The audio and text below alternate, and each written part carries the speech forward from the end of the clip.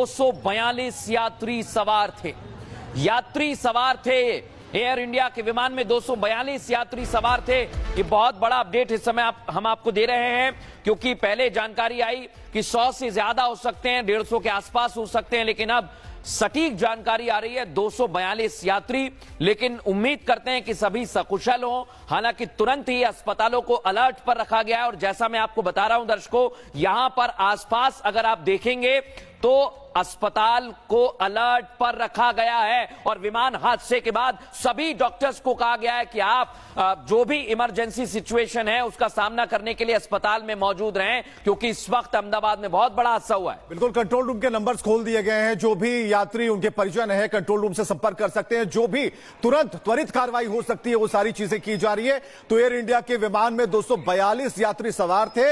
अभी क्या है, क्या अपडेट है, वो हम आपको बता रहे हैं। लेकिन पैनिक होने की कोई जरूरत नहीं है, क्योंकि जो तत्काल जो सुविधाएं हैं वो सारी सुविधाएं मुहैया कराई जा रही हैं, चाहे वो अस्पताल लेवल पर हो या ग्राउंड लेवल पर हो। और सबसे बड़ी बात मृदुल की जो ब्लैक बॉक्स है, अब उसकी भी खोजाहट होगी कि आखिर कैसे हुआ, क्या किसी पक्षी के टकराने से हुआ, टेक ऑफ करते समय कौन सी तकनीकी खराबी आ गई जिसकी वजह से इतना बड़ा विमान हादसा हो गया, जिसमें इतने जो लोग हैं जिनके जो संकट में आ गए। तो ये सारी चीजें अब खुलकर सामने आएंगी। 242 यात्री जो इसमें सवार थे, उनके बारे में क्या अपडेट है, क्या खबर है, ये अब आनी बाकी है। बिल्कुल, जानकारी धीरे धीरे आ रही है। दर्शकों को ये जानकारी दे दें, बहुत बड़ी इस समय खबर आ रही है गुजरात के अहमदाबाद से, जहां पर 242 यात्री एयर इंडिया के विमान में सवार थे।